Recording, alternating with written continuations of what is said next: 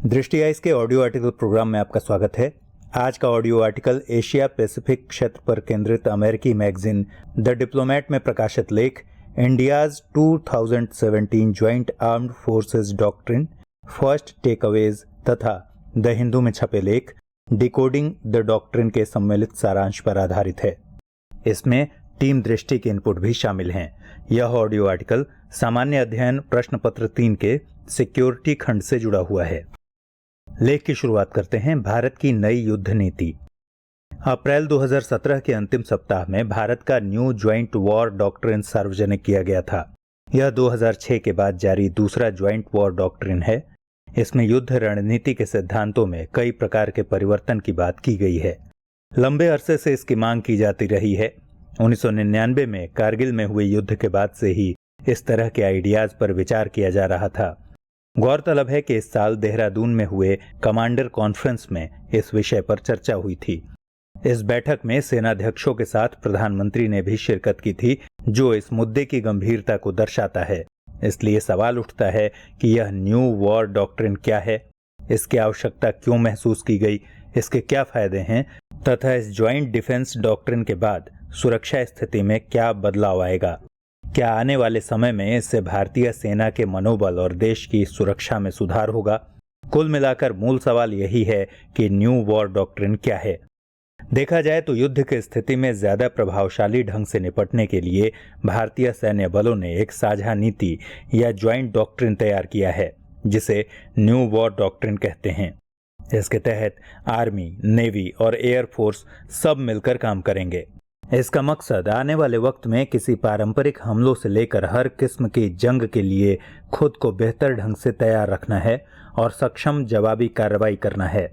इसमें एकीकृत तरीके से सैन्य ताकत के इस्तेमाल की जरूरत बताई गई है। इससे सेनाओं की सैन्य क्षमता तो बढ़ेगी ही, साथ ही उपलब्ध मौजूदा संसाधनों का बेहतर तरीके से इस्तेमाल करके असहनीय जवाबी कार्रवाई भी की जा सकती है। इस दस्तावेज में मिलकर योजना बनाने और उसके क्रियान्वयन का पूरा खाका है। इसमें जमीन, हवा और समुद्र के साथ साथ अंतरिक्ष और साइबर स्पेस में जंग लड़ने के तमाम तरीकों पर जोर दिया गया है। माना जाता है कि इसमें अंतरिक्ष, साइबर स्पेस और स्पेशल ऑपरेशन को लेकर अलग अलग संगठन बनाने की योजना पर सहमति बनी है। इसके अलावा इसमें सर्जिकल स्ट्राइक की संभावना को भी स्वीकार किया गया है। इस तरह न्यू वॉर डॉक्ट्रिन युद्ध नीतियों का सूत्रीकरण या फॉर्मुलाइजेशन है, यानी भविष्य की रक्षा चुनौतियों से निपटने के लिए किस प्रकार की युद्ध रणनीति होगी और हम अपनी तकनीक और संसाधनों का समुचित इस्तेमाल करते हुए किस प्रकार से अपनी रक्षा के साथ साथ दुश्मन को परास्त कर सकते हैं, इसे ही इसमें सूचीबद्ध किया गया है। ऐसा नहीं है कि पहले इस प्रकार की नीतियां नहीं बनती थीं, ऐसा पहले भी था, किंतु इस बार इसमें परंपरागत क्षेत्रों जल, थल, वायु के साथ साथ कुछ नए आयामों जैसे अंतरिक्ष और साइबर स्पेस को भी अलग कमान बनाकर इससे संबद्ध किया गया है। पहले भी सैन्य बलों के विभिन्न अंगों के बीच सहयोग होता था, लेकिन अब यह सहयोग योजनाबद्ध और अनिवार्य रूप से होगा। इसकी सबसे बड़ी ताकत यह है कि यह संघर्ष की स्थिति में एकीकृत अभियान पर जोर देता है और सभी सैन्य अंगों में व्यापक समन्वय की बात करता है। कुल मिलाकर यदि कहें तो यह नई इसलिए है क्योंकि यह कोल्ड स्टार्ट वॉर डॉक्ट्रिन की जगह ज्यादा सक्रियता और आक्रामकता लिए हुए है।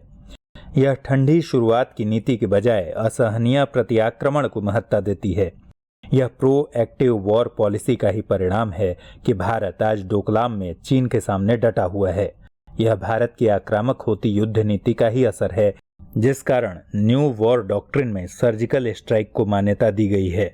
यानी यह सुरक्षा चिंताओं के प्रति मुख्यतः भारत के आर्म्ड फोर्सेस की रणनीति और जिम्मेदारी को संहिताबद्ध करने वाला दस्तावेज है। जहां तक बात है नई युद्ध नीति की आवश्यकता क्यों पड़ी, तो इस संदर्भ में कुछ बातों पर गौर किया जा सकता है।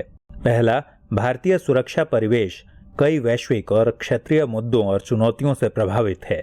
यह वर्तमान में भू राजनीतिक पुनः संतुलन के रूप में प्रकट हो रहा है।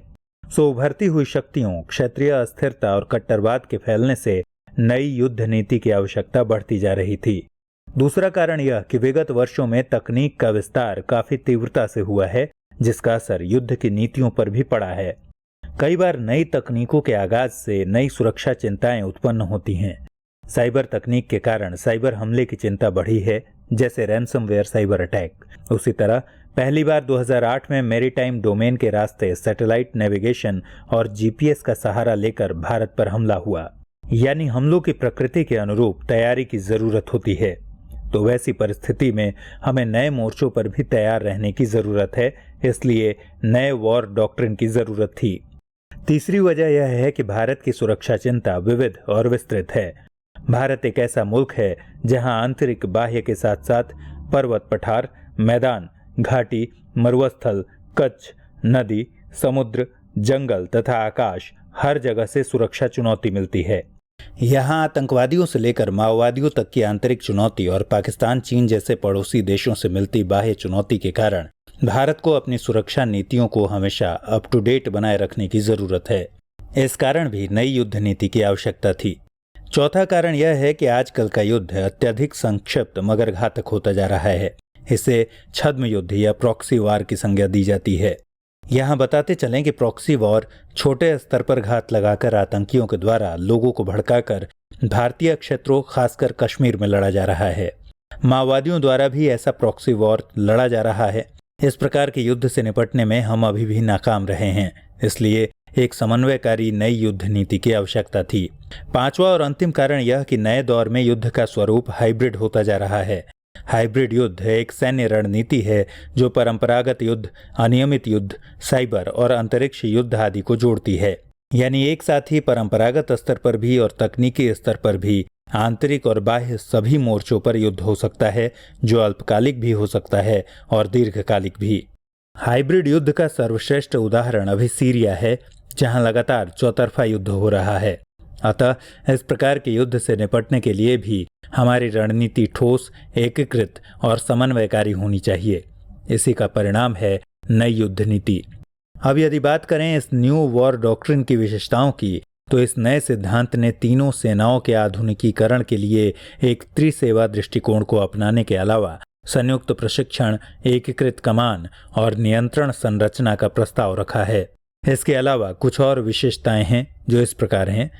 पहला, यह सिद्धांत भूमि, वायु, समुद्र, अंतरिक्ष और साइबर स्पेस जैसे सभी डोमेनों में संयुक्त संचालन के लिए एक रूपरेखा की सुविधा प्रदान करेगा। दूसरा, इस सिद्धांत के तहत रक्षा, cyber agency, defence, space agency और स्पेशल ऑपरेशंस डिवीजन के निर्माण के माध्यम से त्रिकोणीय विकास और समन्वय हेतु शुरुआती कदम चल रहे हैं। तीसरा, वर्तमान में भारतीय अंतरिक्ष कार्यक्रम विकास वाणिज्यिक और वैज्ञानिक आवश्यकताओं के द्वारा निर्देशित हैं। यद्यपि इसका सहयोग भारतीय वायुसेना से होता है, लेकिन इसरो का कोई युद्धक विंग नहीं है। अतः वायुसेना और इसरो की मदद से एक अंतरिक्ष कमान बनाने की बात भी है। चौथा, इंडियन नेवी ने भी साइबर युद्ध से जुड़े कई सुरक्षा उपायों पर काम किए हैं और सॉफ्टवेयर भी विकसित किए हैं। अतः नई युद्ध नीति में साइबर सुरक्षा चिंताओं के लिए भी एक अलग कमान बनाए जाने का प्रस्ताव है। इस तरह सभी अंगों को समन्वित, एकीकृत कर एक विशेषीकृत रणनीति के जरिए देश के दुश्मनों से निपटने की क्षमता इस नई युद्ध नीति में है। हालांकि यह सच है कि सिर्फ वॉर डॉक्ट्रिन बना देने से सुरक्षा चिंता से मुक्ति नहीं मिल सकती। फिर भी यह जानना दिलचस्प है कि इस नई वॉर डॉक्ट्रिन से क्या फायदा होने की संभावना है। इस संदर्भ में कई बातें कही जा सकती हैं, जैसे इस नई वॉर डॉक्ट्रिन का पहला फायदा यह है कि इससे युद्ध के समय संसाधनों का समुचित व अधिकतम इस्तेमाल किया जा सकेगा। दूसरा लाभ यह है कि जब हालात बिगड़ते हैं तब उनका जो विश्लेषण किया जाता है उस विश्लेषण का स्तर और बेहतर हो जाएगा, क्योंकि इसमें सभी अंगों की भागीदारी रहेगी और उस आधार पर बेहतर निष्कर्ष और बेहतर कार्य परिणाम आ सकते हैं। तीसरा फायदा यह कि भविष्य के प्रति सुरक्षा चिंताओं को अब आर्म्ड फोर्सेस ज़्यादा अच्छे से देख पाएंगी और दस्तावेज के आधार पर जो संसाधन या तैयारी की उन्हें आवश्यकता होगी वे उसमें पहले से ही लग जाएंगे। चौथा एडवांटेज यह है कि इससे युद्धक सैन्य अभ्यास और संयुक्त सैन्य अभ्यास का स्तर निखरेगा और अपनी क्षमताओं का सटीक अंदाजा लगाते हुए तदनुरूप तैयारी को अंजाम दिया जा सकेगा। इस नई वॉर डॉक्ट्रिन का सबसे बड़ा और पांचवा फायदा यह होने वाला है कि इससे सैन्य बलों का मोरल बूस्टअप होगा, क्योंकि युद्ध सिर्फ हथियारों से ही नहीं बल्कि मानसिक स्तर पर भी लड़ा जाता है। यह वॉर डॉक्ट्रिन सैनिकों को एक बेहतर संबल प्रदान करता है जिससे उनका मनोबल बढ़ता है, यानी उसका मनोवैज्ञानिक फायदा अत्यधिक है।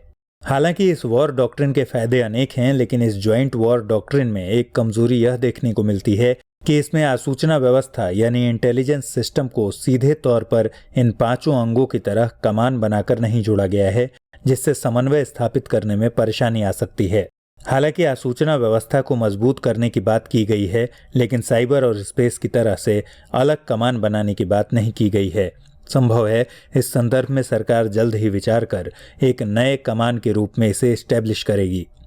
दूसरी कमी के रूप में बहुत सारे लोग इसे परमाणु बमों के इस्तेमाल में नो फर्स्ट यूज यानी NFU की नीति में परिवर्तन न करने को मानते हैं। दरअसल जब से केंद्र में वर्तमान सरकार आई है तो परमाणु बमों के इस्तेमाल की नीतियों को बदलने को लेकर चर्चा का बाजार गर्म रहता है। हालांकि इस मांग को बल तब मिला था जब भारत के पूर्व राष्ट्रीय सुरक्षा सलाहकार शिवशंकर मेनन की हाल की किताब में उन्होंने परमाणु संपन्न राष्ट्र के खिलाफ अपनी नीति बदलने की मांग की थी। आगे राष्ट्रीय सुरक्षा सलाहकार अजीत डोभाल ने भी यह बात कही थी, लेकिन भारत सरकार ने नई वॉर डॉक्ट्रिन में परमाणु बम के इस्तेमाल को लेकर अपनी नो फर्स्ट यूज नीति में ही विश्वास जताया है। हाँ, लेकिन इस संदर्भ में एक परिवर्तन यह जरूर किया गया है कि 1999 से चले आ रहे क्रेडिबल मिनिमम डिटरेंस CMD यानी विश्वसनीय न्यूनतम प्रतिरोध को बदलकर क्रेडिबल डिटरेंस यानी CD यानी विश्वसनीय प्रतिरोध कर दिया गया है। इसका मतलब यह है कि भारत भले परमाणु बमों का पहले इस्तेमाल न करे, लेकिन अत्यधिक सक्षम और विश्वसनीय प्रतिकार जरूर करेगा। इस प्रकार न्यू वॉर डॉक्ट्रिन भारत की बाह्य और आंतरिक सुरक्षा चिंताओं को देखते हुए युद्ध रणनीतियों का दस्तावेजीकरण है। युद्ध की नीतियां तो पहले भी बनती थीं, लेकिन अब इसे पहले से ही डॉक्यूमेंट में ढाल दिया गया है। हालांकि यह सच है कि युद्ध क्षेत्र में जो त्वरित रणनीति होती है उसे कोई भी पहले से तय नहीं कर सकता, चूंकि वह परिस्थितियों के अधीन होती है।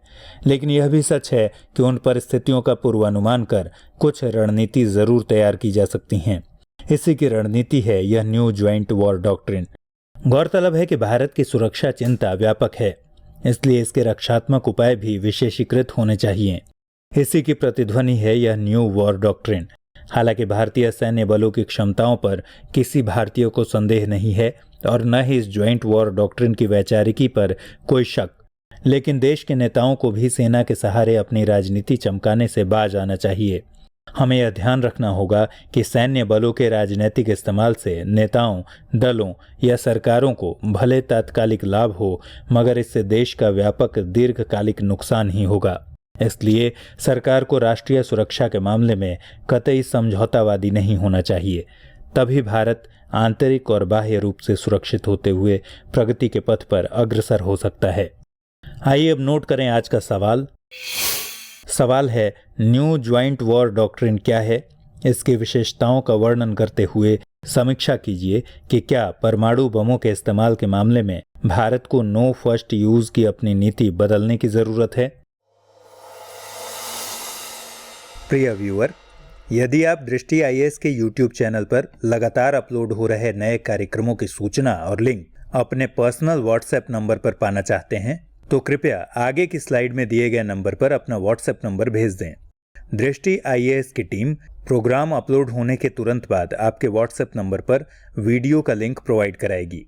साथ ही आपके नंबर पर हम भविष्य में जारी किए जाने वाले प्रोग्राम्स की पूर्व सूचना भी उपलब्ध कराएंगे। इससे YouTube चैनल का नोटिफिकेशन न मिलने जैसी समस्याओं से आप मुक्त हो जाएंगे और हमारे सारे वीडियो लिंक क्रम से आपके पास सेव हो जाएंगे, जिन्हें आप अपनी सहूलियत के मुताबिक देख सकेंगे।